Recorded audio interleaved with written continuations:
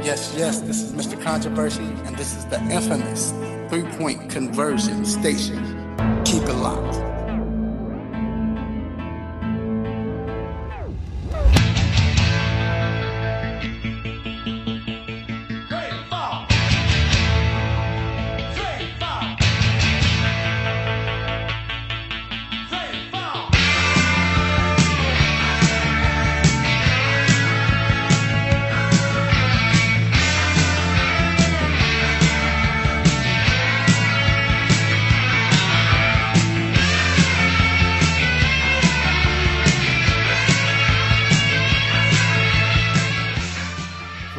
To coast, representing all of the Dog Pound Nation. This is the BrownTown Podcast, powered by the three-point conversion.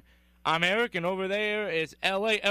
What's going on, y'all? This is LA, as Eric just stated, and again, we are here with the BrownTown Podcast. First of all, I want to give a shout-out to all the listeners and everybody that's been downloading our episode.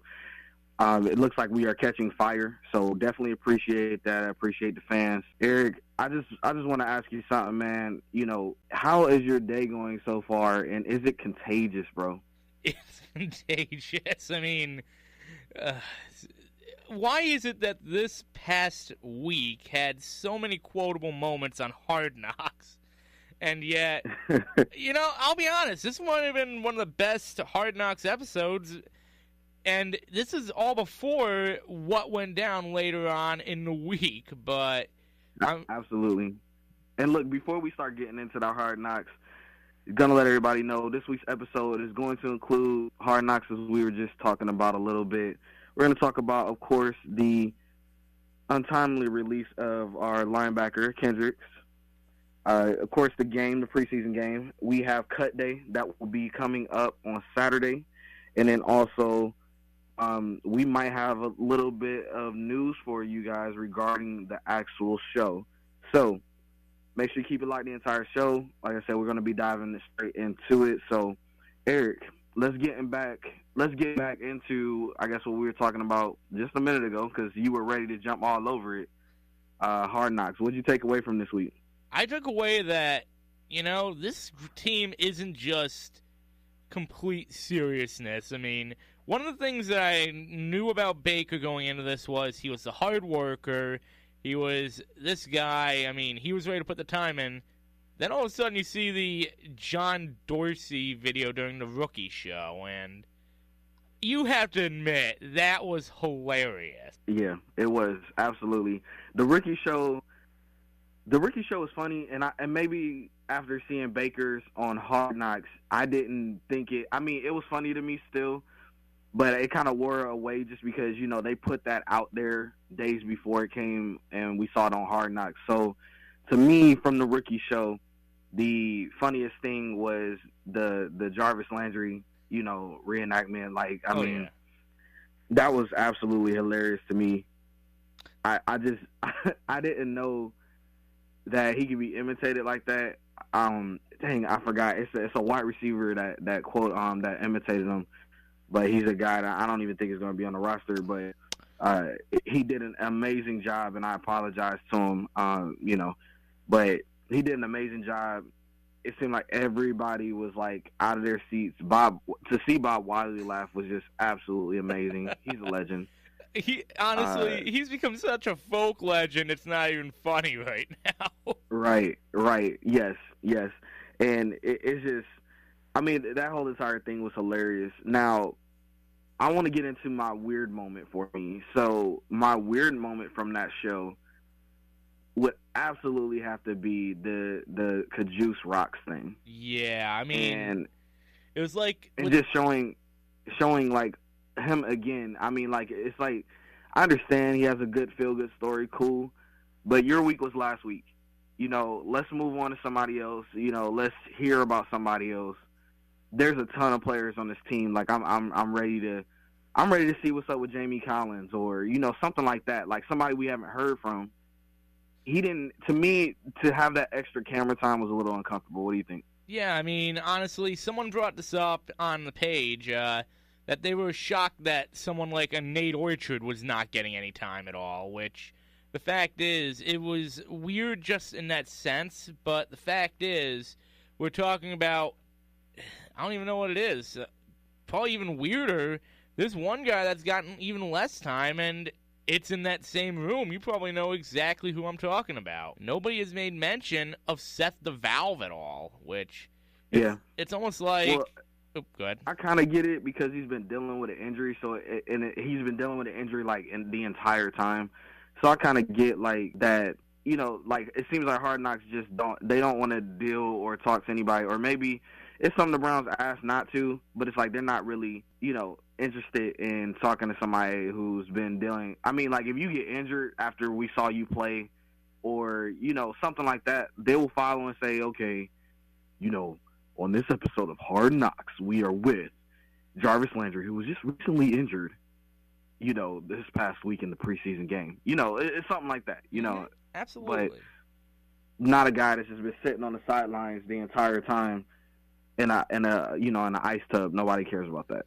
No, that's exactly it. I mean, in most situations, it would be a who cares type of thing, but as we've seen, he's kind of been on the bubble this year. I mean, I hate to say it, but I think that right now, and I know a lot of fans got upset when I posted this on the group, they were getting a little annoyed that I said Kajus could take his spot, but it's starting to look like it could happen. It's an opinion. It is an opinion, but the one thing that we've seen from this week's episode of Hard Knocks that everybody were kind of up in arms about was why are you already at this level of pros? Why is it week 3 and somebody's showing you how to block properly? Like, what's going on there? Do you trust him to be able to come in and block for your quarterback? I mean, do you trust him in the blocking scheme? You know, in the run game as well. Exactly. So, I mean, having Fells do that, it was like, yeah, that's not a good thing. Njoku last year, I could understand just because the guy, if you remember, did have and was supposed to be the catching phenom. He was supposed to be Miami's version of Rob Gronkowski. Instead, right, which he has shown flashes of it when he, you know, we've seen it out there, and that's the reason why he is on the team and gonna make the team. Absolutely. So, but if you remember, there was a key moment last year. I don't remember who it was against, but it was like in the middle of the season when.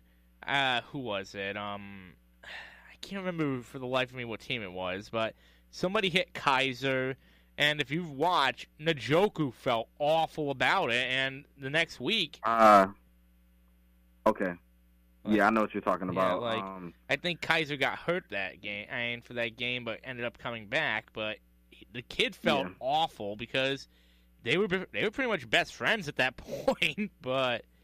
It was hard. I mean, I would be too, because if not, I would have took the dude's head off because he felt miserably on that block, and the guy just rushed right through him and just absolutely trounced Kaiser. You know, so you know, I would have tried to be his best friend too. You know, like, hey man, hey, how you doing? Oh yeah, I mean, but it's me, Dave. Can I buy you lunch? Or you know, like I would have definitely been like that too. Absolutely, but Njoku improved. The difference is, though, if I remember, Kajus, they were saying, was a journeyman, if I remember correctly. Yeah, he is a journeyman, and that's another thing, too, that we were kind of like, yeah, you're a journeyman, you're not a rookie. Like, what's going on here? Like, why are you being shown how to block here? But, again, people said that maybe, because there's always the other side to the coin flip, maybe they're showing him how to block because he hasn't learned that, and maybe that is why, and we know that's why he's been a journeyman. Another thing I picked up from that reenactment real fast before we move on is, you seen the tight ends when they had their back to the ball and they had to twist to catch? Mm-hmm. You seen Dave Njoku, it looked smooth. He was catching the ball, everything was good. Yeah. With Kajus, he was dropping the balls. He was like, stumbling over and stuff, dropping the ball. Like, so... I know he made some plays last night, so I'm not going to just crap all over his bed, but, I mean, the only way he makes this roster, like how you predict, is if they are really that concerned with Seth DeVal's injury and don't believe he can come back and do anything to contribute to the team. I mean, it's going to be interesting to see what happens, but it's like I said, at this point, it's just a possibility. It's not going to be a surefire thing like what Absolutely. other people are saying for other positions, but that's about Absolutely. it. Yeah, no, and I get it. I mean, you're entitled to your opinion. So who gives us not, I mean, you put out your predictions.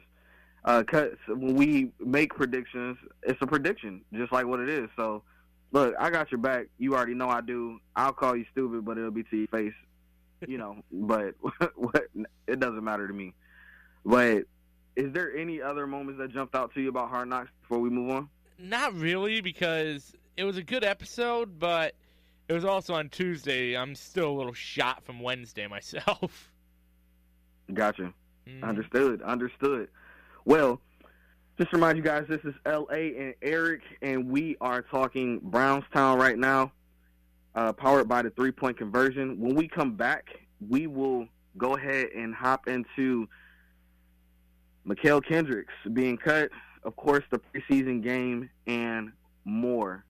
What up, sports fans? It's your boy Damian Adams from The Real Deal with Damian Adams. Now, you can catch my show weekly here on the 3-point conversion station.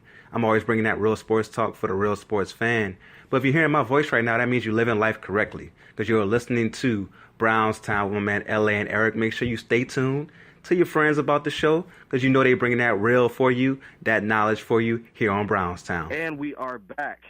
L.A. and Eric, BrownTown Podcast, powered by the 3-point conversion. Just to remind you guys can check out our show on the 3pointconversion.com under the tab shows. You can also catch us on all your major outlets for podcasts. That would be Spotify, that would be iHeartRadio, that would be iTunes. All you have to do is search for us under the tab of the 3-point conversion, and that's the number 3-point conversion radio, and we will be right there with our latest and greatest update. So, me and Eric, we jumped into last week's episode of Hard Knocks, and we're going to keep it moving. Eric, Mychal Kendricks. What a mess this week. I mean, and it's a shame because he's been one of our best preseason pieces. I hate to say it, but was... Well, before we get into opinions real quick, let's just tell everybody, in case you've been living under a rock or anything and haven't heard, our starting linebacker, Mychal Kendricks, recently signed free agency. It was a 1-year deal. He was with the Philadelphia Eagles for, 4 seasons? 5 seasons? 4 seasons. 4 seasons. Won a Super Bowl with them and came over to us. Was looking very good. I mean, looking like he was going to, wreak some havoc for this team this year. And he was indicted by the federal government, the FBI, whatever you want to call them. But he was indicted for insider trading with a good friend of his who actually writes a show for one of my favorite shows called Blackish that starred Anthony Anderson and Ross. Her last name is Ross. Dang, I can't remember her first name. She's Diane Ross's daughter. I can't remember her first name. Yeah, I know right who now. you mean. Wow. I can't think of what the name is either myself. I just blanked out real quick about her. She's like one of my favorite actresses. That is so crazy. Anywho, but Blackish, that comes on ABC. One of the writers for it. But, yeah, indicted for insider trading. The Browns released a statement, said that they would do some more fact-finding that day because it came out that morning. Mychal Kendricks came out with a statement basically admitting guilt and saying that he made a mistake, which was either really big, I guess, if you want to look at it from a moral standpoint, or you could say really stupid because now you pretty much are done. Whatever they're going to give you, they're going to give you because you already admitted guilt. So that kind of took out the whole court thing. Also, John Dorsey released a statement later on that night after they cut him saying that they were under the impression that Mychal was a victim. He made it sound like when they were signing him that he was more so of a victim than a participant in the insider trading that he got taken advantage of. So the Browns and the NFL, not just the Browns, because I've seen a lot of people bashing the Browns about this, the Browns and the NFL both looked into it from the information that they had at the time, and the Browns decided to go ahead and sign him because they knew it was coming. They just didn't figure it was him being involved in that he would admit guilt into the actual act of doing it. So, with that being said and all the facts being laid out there, Eric, what do you think? In all honesty, I'll be honest, I applaud the Browns on this one. I mean, look, it sucks when something like this happens. It does happen. Not very often, because white-collar crimes don't usually happen that much in the NFL, let's be honest. But the one thing that not until after they until they're done playing, possibly, but not during, not when you're actively playing football. You're right. No, exactly. I mean, the thing is that got to me, though, was I think this was also a, how do you say, message release, if you will, because and one thing we noticed earlier in the year was that Cleveland was giving a slap on the wrist to Callaway, if you remember. I mean, it was a weird situation. I understand that maybe he was not guilty, maybe he wasn't that involved with the whole thing, but the fact that he didn't go and tell them exactly the truth, or even tell them at all, did give some kind of illusion, if you will, like, oh, I don't know how I got there, I don't know what happened, and it made Callaway look like the bad guy at the time. Now you have something that's really serious. Pretty much, it doesn't matter if you're a former Super Bowl champion and a former All-Pro. It doesn't matter if you've been to the Pro Bowl. John Dorsey, I think, said was putting this out as a message, just like, if you mess around, you don't give us everything about this whole thing, if we find out, you're gone. Right. So, yeah, and I agree with you completely. The Browns handled this as best as they could from their standpoint. Now, of course, we know with stories like this, little tidbits of information get released little bit by little bit after the fact. So we may see, just for instance, I've seen reporters and media going back and forth on Twitter, you know, one set saying the Browns knew everything about it and it was stupid that they signed him in the first place. Then I seen on the other aspect that no, the Browns didn't know. You know, that's what came out at first. And then finally John Dorsey released an official statement saying, yes, this is what actually happened. So until John Dorsey gives me a reason to feel that he would just generally just straight up boldface lie to us like that, I'm going to believe what he says. You know, he has to basically, you know, burn that bridge for me. But as of right now, I have no reason in my mind to doubt what Mr. Dorsey says when it comes to that. And it makes sense because with all the stuff that has gone on in Cleveland in the past and everything that's just gone on in the NFL, like, let's not limit it to Cleveland. Everything that's gone on in the past for the NFL, how would a team be stupid enough to hear something like that and figure that, I mean, what were they saying? Were they feeling like, oh, at least we can get him a half a season or something like that before this comes out? You know, like, that's not what they would be thinking. You know, he had a guaranteed roster spot. He was talented. I really feel like this is what it was led to believe, because if you read the statement, it kind of sounds like he still feels like it's so weird in the statement, Eric. Like, it sounded like he was victim at the beginning, and then he says, I'm sorry, I'm taking full responsibility, and then he comes in strong at the end. I mean, is that just me, or, you know? No, I got that same illusion myself. I mean, it's just like, dude, just tell the truth at this point. I mean, if it's coming out, you're already busted. You might as well go into damage control here. There's not much else that you can do. Just like, what are you going to say next? Like, something along the lines of, well, I thought she was my friend, but, oh, wait, he actually did say that. It's just like, Tell the freaking truth. I mean, we're a fan base. Most of the time we'll understand.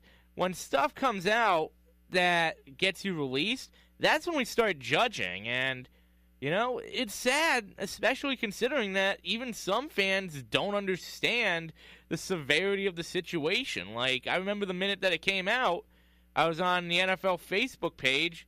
Vikings fans, sign with the Vikings. Come play with your brother. Dude's going to jail. Really? Yeah. I mean, like I said, it came out of complete nowhere. But good job, like how you said earlier, for the Browns to go ahead and cut their losses, not let it spew. I said this on Twitter, basically releasing a statement myself. But basically I said, hey, look, if the Browns keep him, they're trying to cover up something. Everybody's jumping on Jimmy Haslam because of all his stuff that he had going on. If we release him, the Browns are done. They're stupid for signing him in the first place. Or, they need to let more facts come out. The moral of the story is, ladies and gentlemen, people will never be happy. Just go out and win. Wait, I thought the moral of the story is don't sign players from Philly because they'll either get caught in a scheme like this or they'll run over people with their cars in the middle of the night. And with that being said, thank you, Dante Stallworth. When we come back, me and Eric will dive into this week's preseason game. This is LA Broadus for the 3-point conversion. I'm here with Eric of BrownTown, powered by the 3-point conversion. Hey, I'm Diana Taurasi from the Phoenix Mercury, and you're listening to the 3-point conversion radio.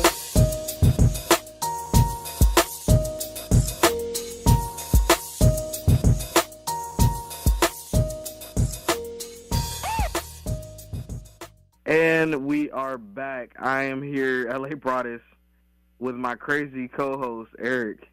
And this is BrownTown, powered by the 3-point conversion. And I'm sorry I'm laughing because you just heard Eric is crazy. So, Eric, now that we gotten that stuff out of the way, let's talk about some of the good things that happened.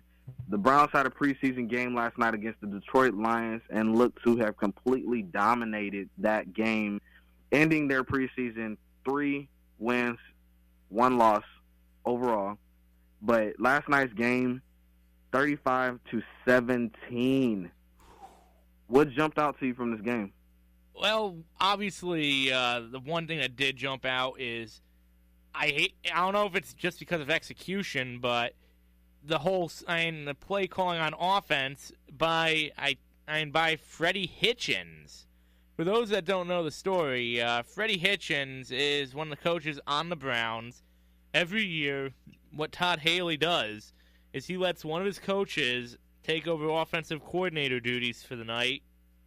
And, yeah, he let Hitchens take the role. And, honestly, I thought the plays he chose were great because they just kept finding ways to score. Because you saw Chubb get the first touchdown. You saw Days get a couple touchdowns. This guy could be an offensive coordinator in the future. We'll have to wait and see, but for right now, I feel like the offense was finally clicking. Yes, I agree with you. Just to jump on that point, the offense looked very fluid. They were scoring from any way possible, whether it was through the air. Baker Mayfield found over 7 different receivers to throw to. He just spreaded the ball out accordingly. It looks like he has a nice little chemistry with Devin Kajus, though. But overall, I mean, he seems like an equal opportunity wide receiver quarterback. Like, he will spread it out. And the comparisons that Baker keeps bringing, keeps drawing because of him being short, is like the Drew Brees of the NFL. And I know that Drew Brees has some favorite wide receivers, but overall, he will spread out the ball for you. Like, he's not a lock-in type guy where like Ben Roethlisberger is going to Antonio Brown probably like 90% of the game. Absolutely. Like, it's nothing like that. And the same thing like with the Atlanta Falcons with Matt Ryan. We know that he's looking for Julio, and then after that everybody gets in where they fit in. So Baker really showed off that arm. I mean, it was 9 of 16, but it looked beautiful. 138. He spreaded it around, man. Yeah, you're right. I can do no more, but I can agree with you any more than what you've already put out there. But what else? I know that we talked about the passing game a little bit. What jumped out to you from that running back? That running back room there. Honestly, what jumped out at me is that Nick Chubb's going to be a good back. That's probably the obvious one. I mean, he's looked good all preseason, but more so than that, I think come tomorrow, which for those that don't know, we are recording this on a Friday. It gets released on a Monday, but for all we know, somebody's going to be losing their job tomorrow, and it's going to be a hard cut because Days looked good. Hilliard looked amazing last night. Both these running backs that are fighting for a job actually look like they should be on the team. I mean, we're not cutting Carlos Hyde or Nick Chubb or Duke Johnson, but... Yeah, that's what I was going to say. I think we're going to carry 3 running backs on the actual roster. I fully expect for, like, Days to maybe be brought back on, like, the practice squad in case, because we've kind of held on to him for a little while already. I think, though, didn't Days go out with an injury? Yeah, he had a minor injury. It wasn't anything too serious, but he did come out in the fourth quarter. Got you. And another thing, too, you know, with these backs going, this game, and, you know, everybody keeps saying it, I'm so sick of this crap, but we understand it's preseason, guys. Most fans understand it's preseason. We get it. But, one, this is the first look at being able to look at some live football, okay? That's number one, so anybody's going to get excited. 2, especially when you're talking to somebody that is in the industry, like me and Eric, or anybody else that's in the industry, our takes and what we say has nothing to do with the fact that it's preseason. We are looking for precise things from these players when it comes to these preseason games. Eric saying that these running backs look good, I hear it right now in my head. Some guy coming out, it's just preseason, or it's just against, you know, there was no starters in the game. We get it, we know it, we understand it. But we are looking for, with these running backs, to see what Nick Chubb was criticized for, because we remember the game that they didn't run the ball that well this in the preseason.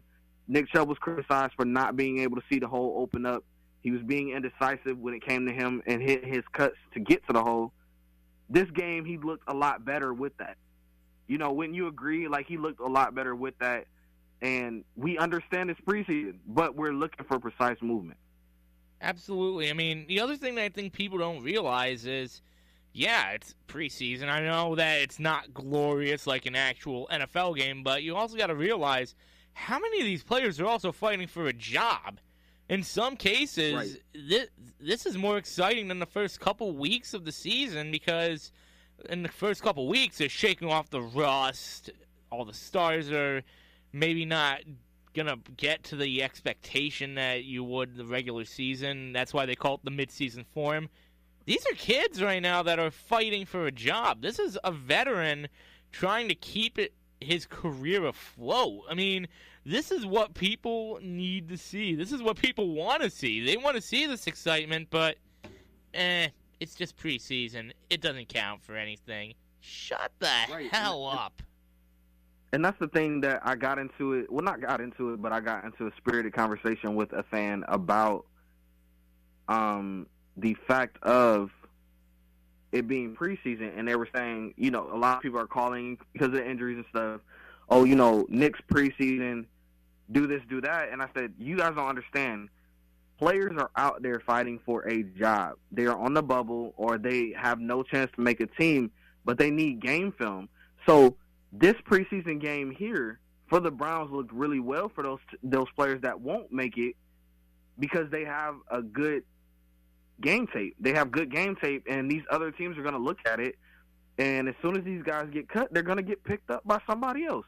As soon as something happens, we're going to tweet about it or something like that. We're going to say, former Brown. You know, like, it's going to happen. It happens all the time, just like we do the same thing with other teams. We have a scouting crew that's out there keeping a watch, keeping a lookout for these players, and as soon as they get cut or released, it's the same thing. We pick them up. Like, it's just going to happen. We are going to shuffle some things around. You're going to see a lot of these players get traded for 7th-round draft picks, 6th-round draft picks. It's going to happen. It's already started to happen.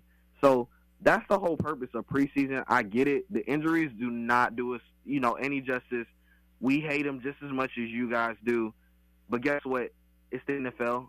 It happens. It's a violent sport. So no matter if it happens in preseason or whether it happens in week 1 through 3, as we've seen injuries derail, like the Houston Texans, for instance, right at the beginning of the season, pretty much, it's going to happen regardless, whether it's in preseason or not. But that's just my 2 cents, man, my 3 cents, I'm sorry, because we were part of 3-point conversion. And I'm going to step down off of my soapbox. Eric, yo, really quickly, I just want to say that it was good to see Kevin Zeitler out there, albeit it was only like one series because they went down and immediately scored. But it was good to see Kevin Zeitler out there on the field.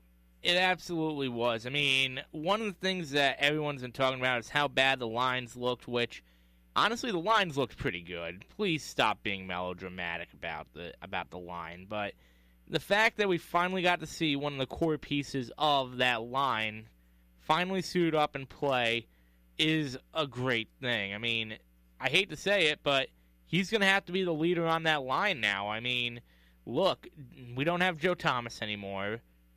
And you look at the rest of the line, it's Batonio that's going to be leading the tackles.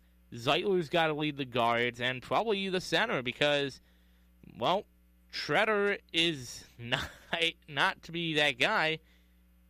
He's not he's not Zeitler at all. I mean, you got to let the veterans do their job. They have the young guns. Just let the two of them control this line, and I don't see a problem with this group. Understood. And before we transition to the next topic, I just want to say, like, having that line out there is really good. I'm trying to remember the guy's name off the top of my head, but he was he undrafted out of like Alabama State or something? Desmond Harrison. Is that his name? Yeah. That's him? Yeah, Harrison. Desmond Harrison. That's right. I was thinking Harris or Harrison. Just off the top of my head real quick because, like I said, again, we are getting some things together on my side. But he has looked amazing at left tackle for us. They were saying, I know yesterday he didn't really jump out as much. I know they took him out pretty quickly. And that's because they've been playing around with the chemistry of the line, too. You know, they've just been trying to find the best five guys, which it seems like a lot of teams are starting to do now.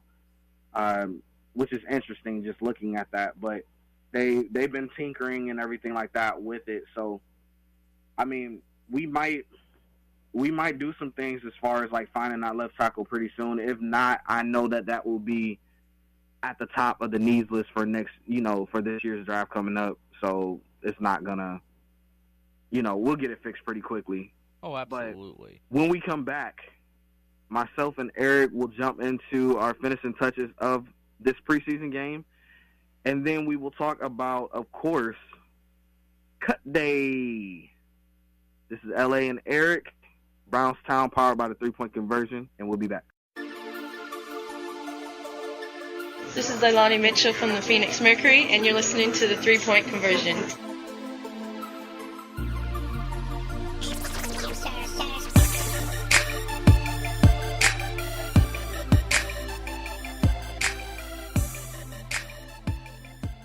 And we are back. LA, Eric, BrownTown, powered by the 3-point conversion. Hey, Eric, real quick before we finish up our preseason game notes and talk about Cut Day, I heard again that we have a Facebook group. Why don't you let everybody know about that? Well, LA, I am glad that you brought that up. The Facebook group is BrownTown USA. It is your source to get the best Browns news, get some of the most interesting opinions, whether it's somebody talking on a soapbox about how they think Roback should be the starting quarterback of this team and that we should trade Tyrod, or how people feel that Kajus needs to cut his hair. We've got it all on the BrownTown USA Facebook group. You got anything to add to that? No, you can make sure you catch the podcast on Twitter at BrownTown USA and catch us, which we will tell us where. Well, no, we might as well do it now at LA_Broadus on Twitter and Instagram.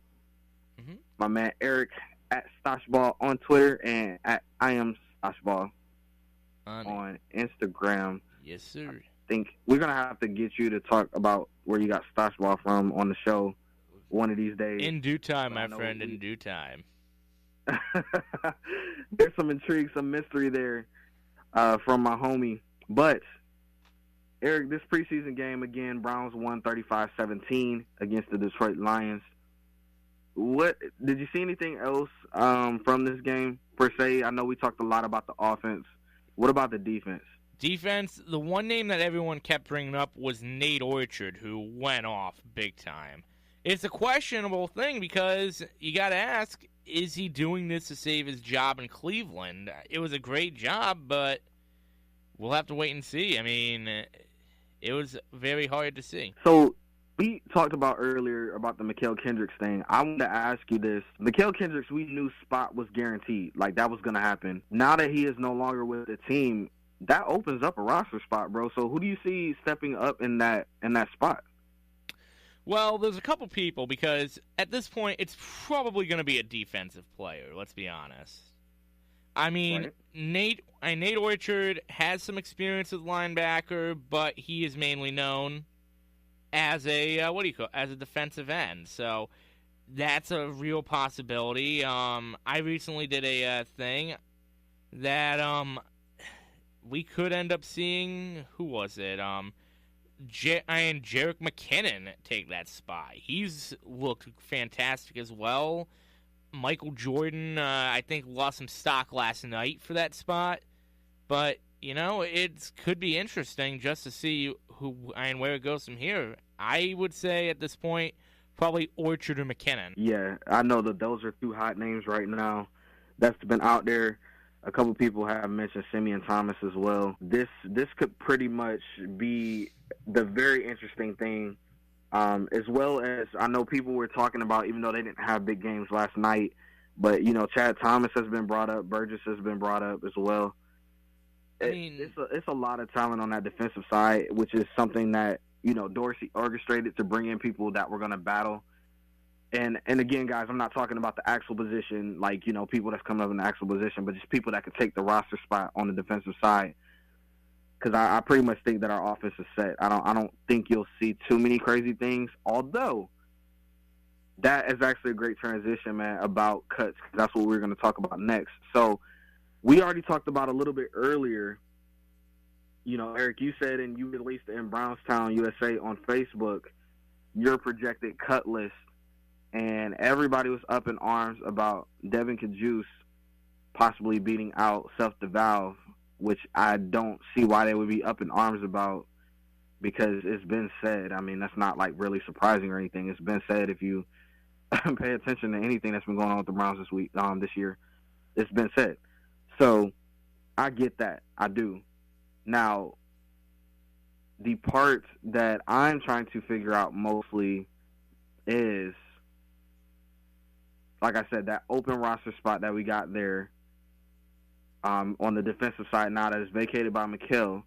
But I'm also interested, man, into seeing who – well, not interested. I'm sorry. I didn't mean to say that. I meant to say you and I spoke about this off air, but now there seems to be a battle now for that third QB spot. Am I like mistaken here? Or I heard you right, correct? Yeah, so a little background. A lot of people have been talking about Brobski, whatever the heck they've been calling him. It's been going back and forth about how Brogan Roback should take that third spot. And,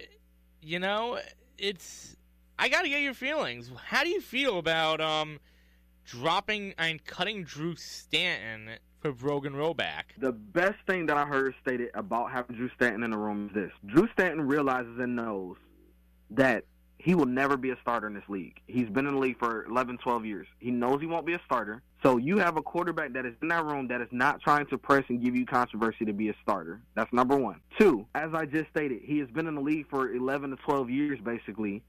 He has played with a lot of great players, a lot of great wide receivers. He's played with a lot of people. That's two. Three, he basically said on Cleveland Browns Daily with Nathan Zagora that he has embraced this whole teaching role, and he is like another coach in that room for Baker Mayfield. So what you're asking for, and I'm talking about some of the fans out there, is if you ask for Drew Stanton to get cut, you're talking about a wealth of information being cut. You're talking about a guy now that you're going to add in Brogan, who is young and is going to be hungry and want to compete for a spot as well, because he's not there to be the third-string quarterback, guys. He's a rookie just like Baker is. So he wants to compete. He's not going to want to help out Baker. He's not going to want to mentor him. He can't help and mentor him. He's in the same freaking situation. So, again, guys, we understand that Brogan is a Hard Knocks favorite. You know, it was weird, the whole Aaron Andrews thing, but, you know, that's beside the point. But we understand he's a fan favorite. He got some good tape out there yesterday. He was 7 of 14, 130 yards with a touchdown. Good tape. Let him go. Here's the thing. So that he can either land on another team or we can bring him back to the practice squad in case somebody goes down. But let him go. That's exactly it. Like, it reminds me of one of the comments I saw this morning. Somebody said that, asked between Stanton and Roback. You commented on it. But someone brings up mentor Baker on how to be old and not a good quarterback. Makes total sense. That's why we should keep. It's just like, how are you that? Pardon me here. How are you that stupid? I mean, come on. If you really think that's why Stanton's here, then you really haven't been paying attention to his career. This is a guy that's worked with Matthew Stafford. He's worked with Carson Palmer while he was rebounding from injury. Andrew Luck, if I remember correctly.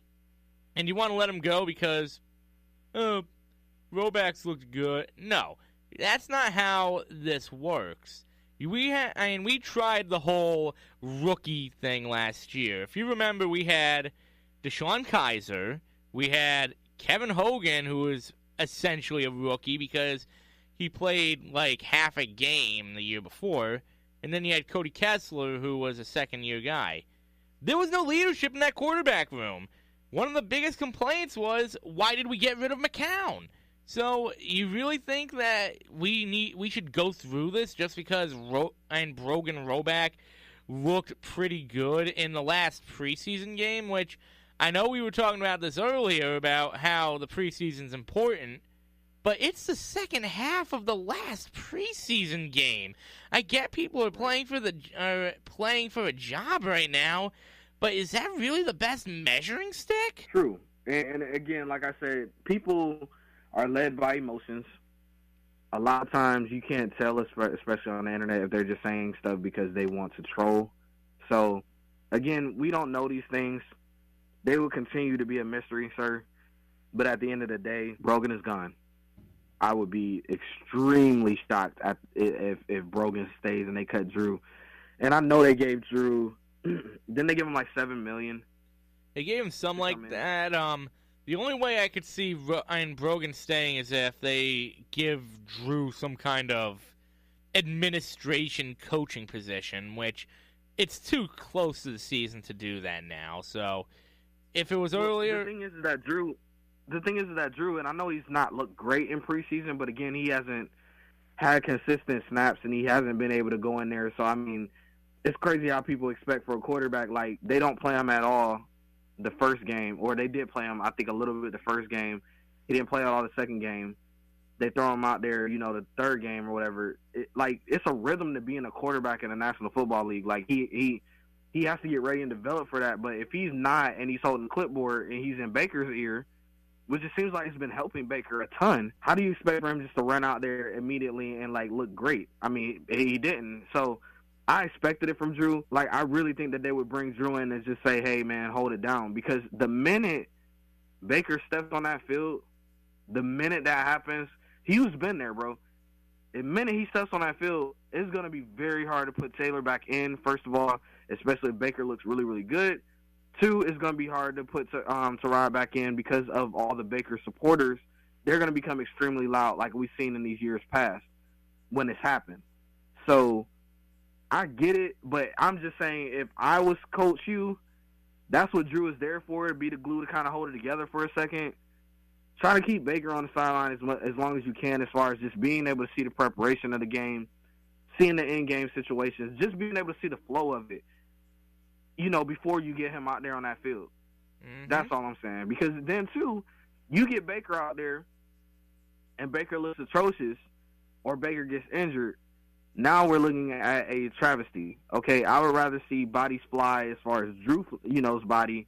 And I hate to say that. That sounds terrible. But I'd rather see Drew pummeled and frailing about like a little fish on the field than I would to see Baker get ran up in there. My God, you were grasping so bad. It's like, no, I can't. No, I don't want to hit. I'm rambling like a fit.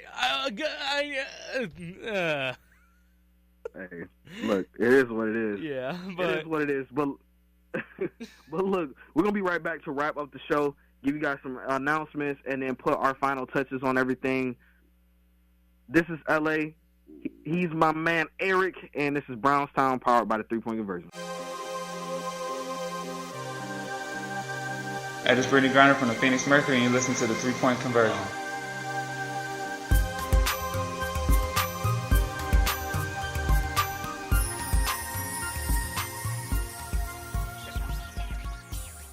And we are back. You are here joined with LA and my man's Eric. BrownTown Podcast, powered by the 3-Point Conversion. Again, if you are looking for us, which you shouldn't because you're like listening to it, so that's weird if that's happening. Anywho, we are on all your major podcast outlets, Spotify, iHeartRadio, iTunes, and Spreaker, of course, if you want to just subscribe there. Also, too, I want to ask you guys a big favor. If you can, on iTunes, Spotify, iHeartRadio, if you guys can just go to the 3-Point Conversion Radio, that's what it was. I wanted to put sports in there for whatever reason, but 3-Point Conversion Radio, and give us a rating. We have some great shows on our network, not only just us, but we have my man Damian Adams with The Real Deal with Damian Adams. That Eric, by the way, he just did an exclusive interview with Damari Scott, so that should be actually fun. Oh yeah, and we'll be sharing that to you guys. He did an exclusive interview with him, and then also too, we have our flagship show that is also available on national radio down in Atlanta, Georgia, with my man, Mr. Controversy and The Intellectual, and that is called the 3-Point Conversion Sports Lounge. So have some great shows lined up. Hopefully we'll be adding more to the family soon. But as of right now, like I said, go to 3-Point Conversion Radio. Give us a nice little rating, 5 stars, 6 stars, whatever you want to do. Just hand out stars or give us some honest feedback. We enjoy it. We appreciate it. This is the network where fans' opinions matter. So we do care about their opinions. So, again, do that for us. So, Eric, as we wrap up this show, which has always been fun with you, what was your final thoughts as far as, because it's a lot of things that happened this week with the Browns. We had Mychal. We had the preseason game, of course. We had Hard Knocks. We got cut day tomorrow. Dude, this is like Browns heaven right now. So, what do you got here real quick as some parting words for our folks? Well, the one thing that I will say is thank God it's football season now. Really, we are into the regular season, and as such, we're going to have a new day for this. That is correct. That is correct. So the reason that we originally were doing it, so we record on Friday and then release on Monday, was because all the games were on Thursday nights, except for that one random one that was on a Friday night. But we don't like to talk about that game because that was the game that we just happened to lose. But I don't know what game you're talking about. Yeah, it wasn't like Josh Allen, I think his name was. Or was it Josh Crowbar? Or I don't know. Anyways, so it made sense at the time, but now that games are going to be on Sunday, we're going to start recording on Wednesdays and have it up by either Thursday or Friday. So that way we can make sure that that you can still listen to our thoughts before the game, rather than we record it on a Friday and then you'll be like, wow, this is dated. This is wrong. This sucks. What the heck? Absolutely. And, that's something we came up with, like I said, to be able to bring you exclusive content for the Browns, our thoughts, and just all kinds of other different things to be able to have a fluid recap and also a great preview for you guys for the next game that will be coming up. We're going to try to fill in that gap, record that hump day, right in the middle of the week, smack dab in the middle of the week, so that we can get it out to you so you can listen to something along with the other great podcasts that are out there. So we get it. There's a lot of great podcasts out there. Well, actually, no, it's not a lot of great ones. No, let me not throw shade. But, there's a lot of other options that you have to listen to. So, again, we thank you for joining us. Eric, before we get out of here, any other parting words? Go Browns. I mean, it's that time of the year. Glory, glory, hallelujah. We are back to football season. And right now, the elf will try to take on some stupid rag that we have. That the other team has, rather. Too easy, man. Guess what, Eric? The Browns earned their stripes. They earned their stripes. Oh, hold on. We haven't gotten there yet. We still got... They're about to. What? They're about to. That's right. We got cut day coming up. By the time this is released. Day? What? I said cut day. Okay. By this time of release, we're gonna have 53 men, and you know what? I would not be surprised if Dorsey went out and made some kind of surprise move. I hate to say it, but I think Dorsey's got something cooking. He's got the rock eyebrow up. That's true. Because the one thing we know about Dorsey is that he's very aggressive. It seems like he's the type of guy that would love to make something happen as far as flipping assets than rather just cutting somebody. It seems like he thinks about that first before he does any kind of, cutting. So it'll be interesting to see how it's trimmed down. It'll be interesting to see what players stick around based off of the fact of, everybody wants to see if there's a power struggle in the front office. I don't think it is whatsoever, because the way that Dorsey talks and looks at Hugh Jackson, like I'm really thinking, and I know this is just cameras, but I'm really thinking when those cameras ain't on, Dorsey doesn't really look like the guy you want to F with. He just doesn't. So I can't see Hugh Jackson telling him no, this is what and Dorsey's like, okay, let me get with my Packer club, because we got a lot of former Packers in the front office now. Let me get with my Packer club, man, and we gonna do what we do. So it'll be interesting, like you said, cut day, and like I said, then after that, the Browns will earn their stripes, and we will march forward into Week 1 against the Squealers. So, as always, BrownTown USA, powered by the 3-Point Conversion. I'm LA. That's my man Eric, and we will be back next week at our new show day, Wednesday. So we'll see you then. Let's go Browns! Take it away, Ian! Cleveland rocks!